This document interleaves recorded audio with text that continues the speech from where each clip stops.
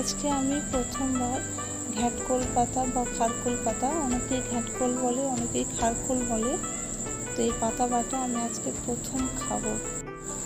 আর সাথে মাকেও আমি প্রথমবার খাওয়াবো।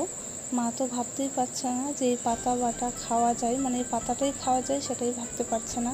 কারণ আমাদের বাড়িতে যেখানে সেখানে এই পাতাগুলো হয়ে থাকে, উপরে সবাই ফেলে দেয় এবং এই পাতাগুলো তো ভীষণ চুলকায়। সেই জন্য মানে কেউ ভাবতেই পারছে না যে এই পাতাটা খাওয়া যায়। কিন্তু আমি কলকাতায় সবজি বাজারে দেখেছি এটা খুব ভালো দামে বিক্রি হয় এবং সবাই খুব কেনে খায়। তাই আমার আশা ছিল একটা যে আমি যখনই ঘরে যাব এই পাতাটা একবার খাবো, টেস্ট করব কেমন খেতে হয়। কিন্তু মা এটা খেতে কিছুতেই রাজি হচ্ছিল না, বলছিল এটা ভীষণভাবে চুলকায়। হাত দিয়ে তুলে উপরে ফেলে দেওয়ার জন্য যখন গাছটা ধরে তখনও ভীষণভাবে হাতে চুলকায়। তাই মা বলছিল যে যতক্ষণ না তুই খেয়ে দেখবি আমি ততক্ষণ খাবো না। তো আমি ইউটিউবে কতগুলো রেসিপি তো দেখেই নিয়েছি এই পাতা বাটা কীভাবে করতে হয়, কীভাবে খেতে হয়।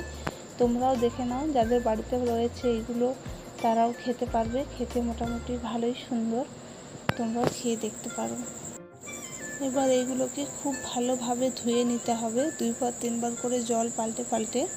আর আমি দুই হাতে প্লাস্টিক পরে নিয়েছি, কারণ আমার খুব ভয় করছিল মায়ের কথা শুনে খুব চুলকাই বলে, তাই আমি একদমই রিস্ক নিতে চাইনি, হাতে প্লাস্টিক পরে ধুয়েছি। আমি জল পাল্টে পাল্টে খুব ভালো করে ধুয়ে নিয়েছি। এবার এগুলো ছোট ছোট করে কেটে নেব। হাতে প্লাস্টিক পরে কাটতে খুবই অসুবিধা হচ্ছিল, ভাবছিলাম আঙুলটাই না কেটে ফেলি, তাই একটু অসুবিধা হচ্ছিল, কিন্তু কেটে নিয়েছি।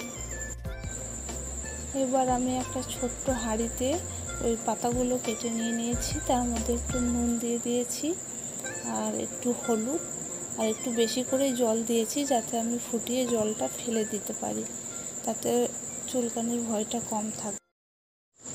কিছুক্ষণ ফুটে যাওয়ার পর আমি একটা পাতি লেবু হাফ করে কেটে নেওয়ার পর রসটা আমি ওই সেদ্ধ হতে হতে পাতার মধ্যে দিয়ে দিই, যাতে গলা না ধরে। সেদ্ধ হয়ে গেছে, আমি এবার ওর সঙ্গে 2টো কাঁচা লঙ্কা, 4-5টা রসুন শিলনোড়ায় বেটে নিয়েছি। বাটা হয়ে গেলে আমি একটা চাটু চাপিয়ে নিয়েছি, তার মধ্যে তেলটা গরম করে নিয়ে এর মধ্যে 5 ফোড়ন দিয়েছি। এখানে কালো জিরে দেওয়ার কথা, কিন্তু যেহেতু আমার কাছে কালো জিরে ছিল না, তাই আমি 5 ফোড়ন ব্যবহার করেছি। আর একটা শুকনো লঙ্কা ফোড়ন দিতে পারেন।